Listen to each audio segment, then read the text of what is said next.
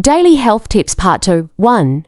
Start your morning with warm water. It helps wake up your digestive system and boosts metabolism naturally. 2. Walk 10 minutes after every meal. This small habit improves digestion and keeps blood sugar stable. 3. Add 1 extra fruit to your day, a simple way to increase vitamins, fiber, and immunity. 4. Stretch for 3 minutes every hour. Reduces stiffness, improves posture, and keeps your joints flexible. 5. Keep your phone away 30 minutes before sleep. Better sleep equals better mood, memory, and energy. 6. Replace sugary drinks with water or lemon water. Helps with weight control and reduces inflammation. 7. Eat a handful of nuts. Great source of healthy fats, brain nutrients, and steady energy. 8. Take deep breaths for 60 seconds. Reduces stress hormones almost instantly. 9.